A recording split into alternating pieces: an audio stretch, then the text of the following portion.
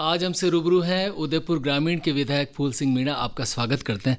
फूल सिंह जी, कोविड-19 का समय और जब ये कोविड-19 के प्रकरण शुरू हुए तब से आप आकाशवाणी में आते रहे, श्रोताओं से रूबरू होते रहे। वो समय कठिन समय और अब जब थोड़े से केसेस लगभग नहीं के बराबर आ गए, इन स्थितियों में क्या क्या बड़ा फ़र्क आया है? फर्क तो एक तो मैं तो कह रहा हूँ, प्रधानमंत्री जी को मैं अंतरात्मा से उनका आभार व्यक्त करता हूँ कि उन्होंने इतनी शालीनता से लोगों की हिफाजत का जो बंदोबस्त किया। साथ में मैं राज्य सरकार को भी धन्यवाद देता हूँ कि मोदी जी के इशारे पे इन्होंने अच्छा काम किया। और मोदी जी का तो मतलब शुरू से आप देखो, गत वर्ष जनता कर्फ्यू से लेकर और आगे जो इन्होंने कर्फ्यू ये मतलब लॉकडाउन लगाया और आज दिन तक पहले वाली जो लहर आई थी उससे निजात पाया, मगर दूसरी लहर उससे भी भयानक आई। वास्तव में सर, मैं आपको क्या बताऊं, मेरा फ़ोन रात दिन चलता था और ऐसे ऐसे फ़ोन आते थे तो मेरी आत्मा रोती थी। किसी को ऑक्सीजन की कमी थी तो किसी को वो क्या नाम है रेमडेसिविर का इंजेक्शन की ज़रूरत थी। तो ऐसे बहुत ऐसे दौर से गुजरे हैं।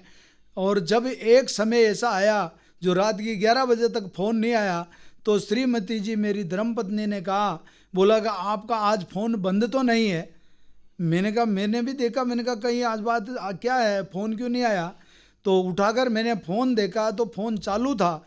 मगर उस दिन मेरे को लगा कि अब ये कोरोना का डाउनफॉल हो गया है, इसलिए मेरा फ़ोन नहीं आया। क्योंकि फ़ोन मेरा एक मिनट भी शांत नहीं बैठता था।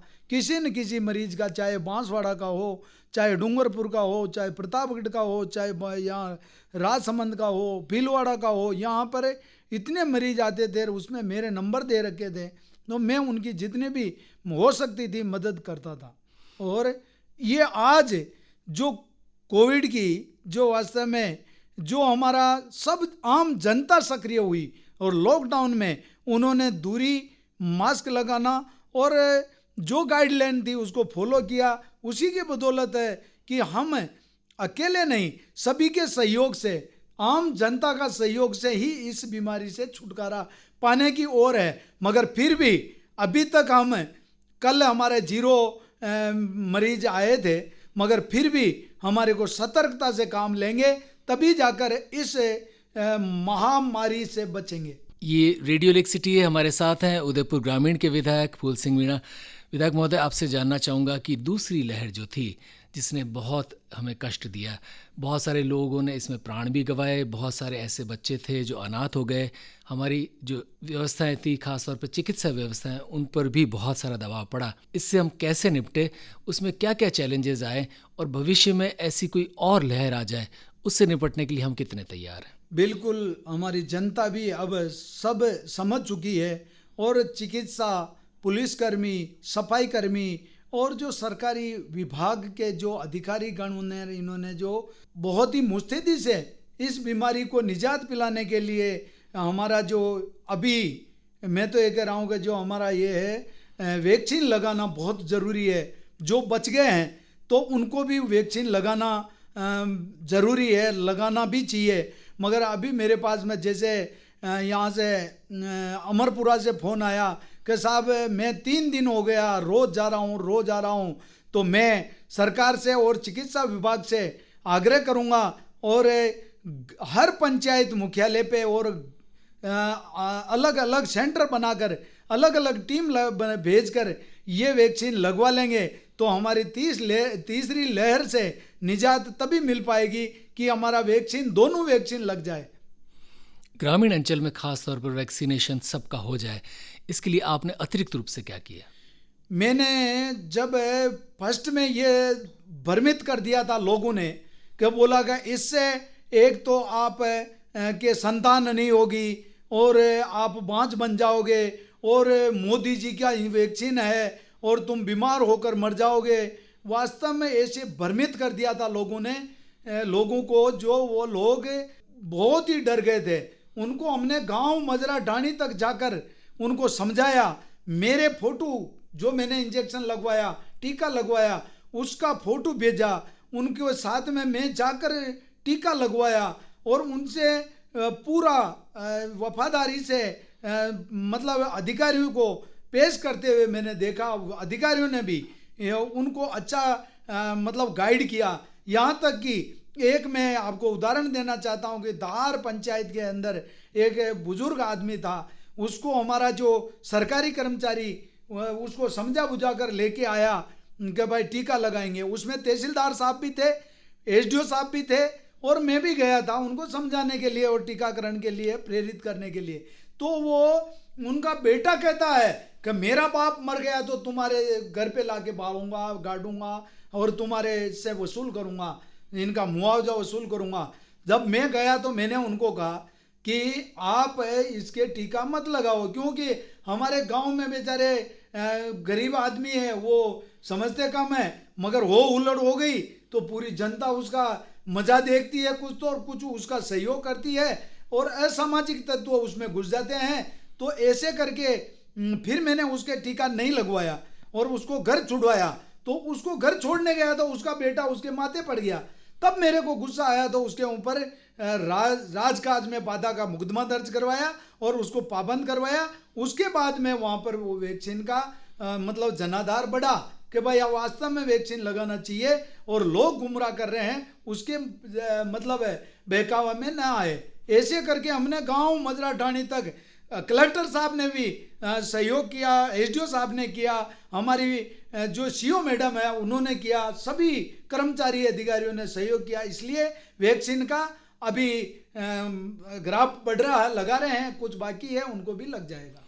फूल सिंह जी, आप अब तक जो वैक्सीनेशन हुआ है उसकी गति से संतुष्ट हैं, और आपको क्या लगता है कि हम वैक्सीनेशन लगभग 100% लोगों का इसी साल कर पाएंगे, खासतौर पर आपकी कॉन्स्टिट्यूएंसी में?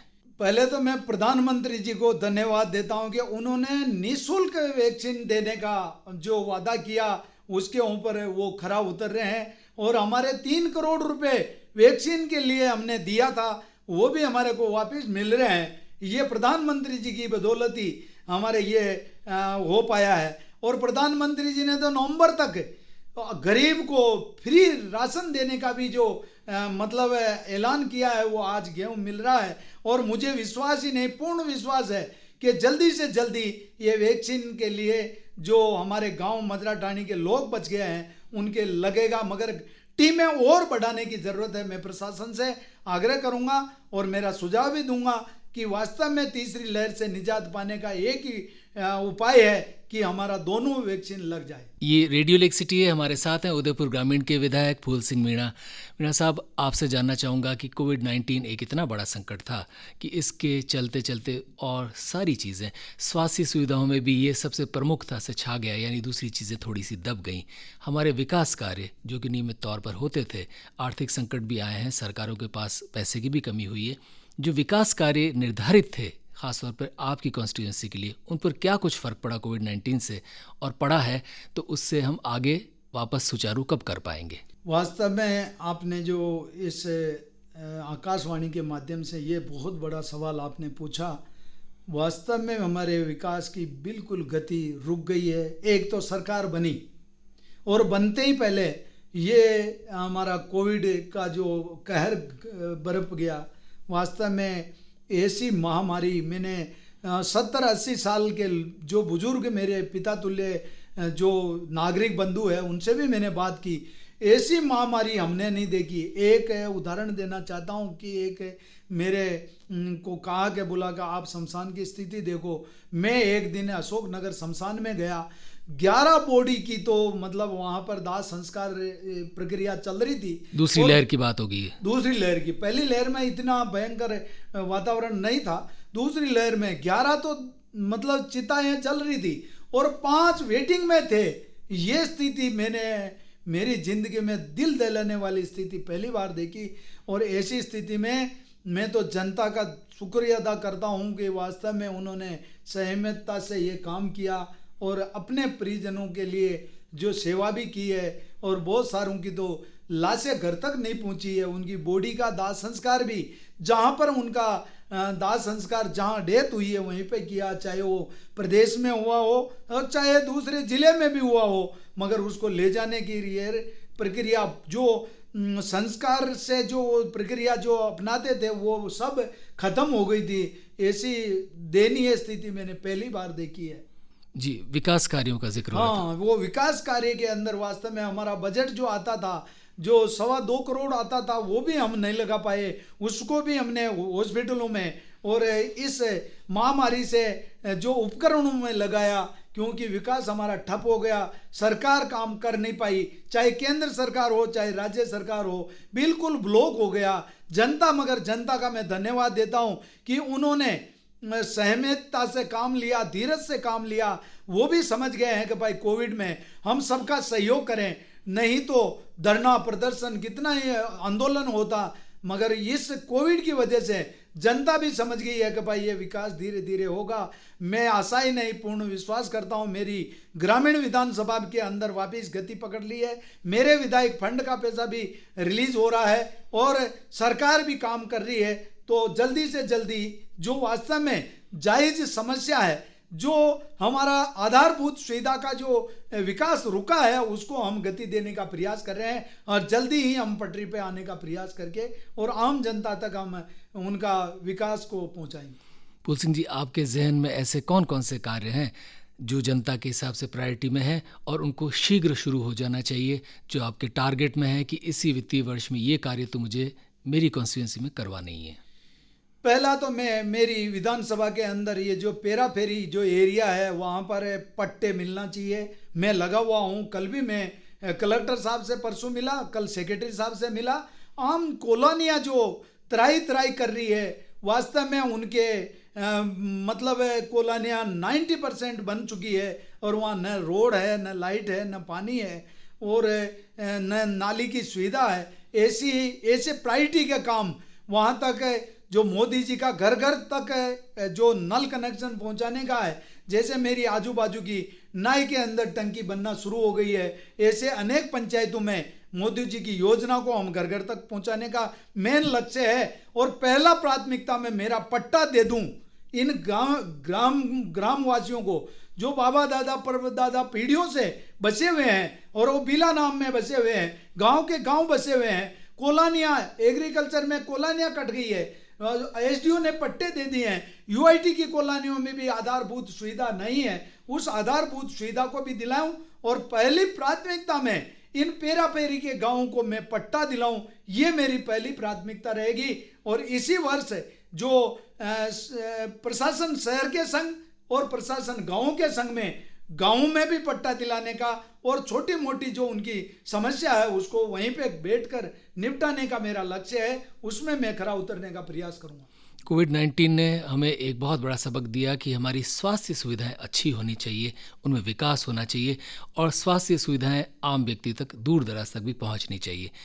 आपके इलाके में भी स्वास्थ्य सुविधाएं जो मौजूदा हैं वो एक तो पर्याप्त हैं या नहीं, और पर्याप्त नहीं है तो उनमें और विकास हो सके, वृद्धि हो सके, इसके लिए क्या कुछ आपके मन में है? मेरे मन में है कि जैसे मेरी बछार पंचायत लास्ट मोमेंट पे है और डोडावली वहाँ लास्ट मोमेंट पे है, वहाँ पर हॉस्पिटल नहीं था।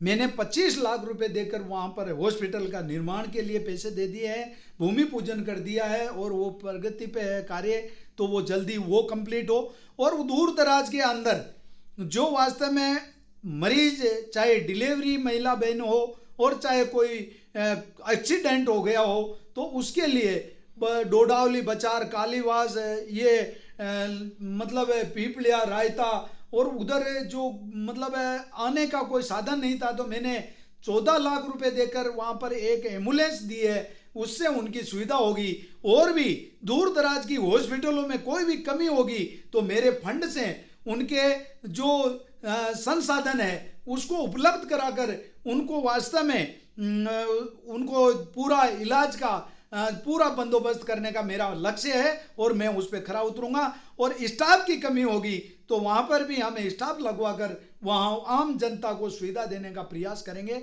यही नहीं, सैटेलाइट हॉस्पिटल है मेरी विधानसभा में, वहाँ पर लिफ्ट, जब से ये हॉस्पिटल बनी तब से लिफ्ट नहीं चल रही थी। 20 लाख रुपए देकर मेरे कोटे से लिफ्ट भी मैंने लगवाने का दे दिया है। और धूप में जो कोविड में लोग परेशान थे, छाया नहीं थी, 17 लाख रुपए वहाँ पर छाया का मैंने शेड बनाने के लिए दिया। वहाँ पर जो ये क्या नाम जो कीचड़ और मिट्टी में चलते थे, वहाँ पर मैंने 5 लाख रुपए देकर इंटरलॉकिंग टाइलें लगवा दी है। यहाँ बड़ी हॉस्पिटल के अंदर मैंने 15 लाख रुपए देकर यात्री प्रतीक्षालय का भवन बनवा दिया है। वो कंप्लीट होने जा रहा है, क्योंकि वहाँ पर एक जंगल में हॉस्पिटल है और कोई बाहर का मरीज लेकर उनके परिजन आ जाते थे तो उनको बैठने की सुविधा नहीं होती थी। तो उसके लिए मैंने 15 लाख रुपए देकर वहाँ पर एक यात्री प्रतीक्षालय का भी निर्माण करवाया। यही नहीं, जनरल हॉस्पिटल में भी जहाँ पे भी जरूरत पड़ी तो वहाँ पर हमने 5-5, 7-7 लाख, 10-10 लाख रुपए हमने देकर आम जनता की इस सुविधा का ध्यान में रखते हुए मेरे बजट का भी मैंने सहयोग किया। और आम जो दानदाता है उन्होंने ऑक्सीजन सिलेंडर दिया है, वो मशीनें दी है, ये हमने प्रेरित किया। साथ में हमारे एक एक कार्यकर्ता ने भूखों को भोजन देने का भी काम किया, उनके तक दवाई पहुंचाने का काम किया। और गुलाब जी भाई साहब के नेतृत्व में हमारा उदयपुर ने जो इतना भोजन पैकेट वहाँ घर घर तक जरूरतमंदों तक पहुंचाया, हमारे कार्यकर्ता, जिलाध्यक्ष जी सभी ने मिलकर हमारी पूरी टीम लगी जो वास्तव में उनका परिवार की सेवा करे। वैसे हमारा पूरा कार्यकर्ता और आम जनता का भी सहयोग रहा। मैं पुनः उन धन्यवाद देता हूँ दानदाताओं को जो उन्होंने वास्तव में जो हमारी इस महामारी को निजात दिलाने के लिए सहयोग किया। ये रेडियो लेक सिटी हमारे साथ हैं उदयपुर ग्रामीण के विधायक फूल सिंह मीणा। मीणा जी, जाते जाते तमाम उदयपुर के लोगों को, खास तौर पर रेडियो लेक सिटी के श्रोताओं को क्या कहेंगे? लेक सिटी के श्रोताओं को मैं बधाई देता हूं और आकाशवाणी की इस पूरी टीम को भी धन्यवाद देता हूं कि आप लोगों ने जो हमारी इस महामारी में जो छोटी छोटी जो हमारी समस्या थी उसको आपने अवगत कराया, प्रशासन को चेताया, हमारे को भी आपने प्रेरणा दी कि कहाँ कहाँ क्या क्या कमी है। तो वास्तव में आम जनता को मैं यही कहूँगा कि आप भी लेक सिटी इस आकाशवाणी से जुड़े और आपकी समस्या इनके द्वारा हमारे तक पहुँचाएं। और आपका सहयोग के लिए और आपको बधाई देता हूँ। आने वाला वर्ष इस तीसरी महामारी से बचने के लिए आप सतर्क रहेंगे और दूरी मेंटेन करेंगे, मास्क लगाएंगे, भीड़ भाड़ एरिया को आप छोड़कर आप अपनी सुविधा खुद करें, यही हमारे लिए उचित रहेगा। पुनः इस आकाशवाणी के सभी अधिकारियों को और आम जनता को बधाई देता हूं कि ऐसी महामारी कभी न आए और हम सतर्क रहेंगे तो हम रहेंगे स्वस्थ, हमारा परिवार रहेगा, हमारा समाज रहेगा और हमारा देश सुरक्षित रहेगा। मगर हम सतर्क रहेंगे तभी जाकर सबका सहयोग मिलेगा। बहुत बहुत धन्यवाद। जय भारत, जय हिंद। फूल सिंह मीणा, विधायक उदयपुर ग्रामीण, आपका हृदय से आभार।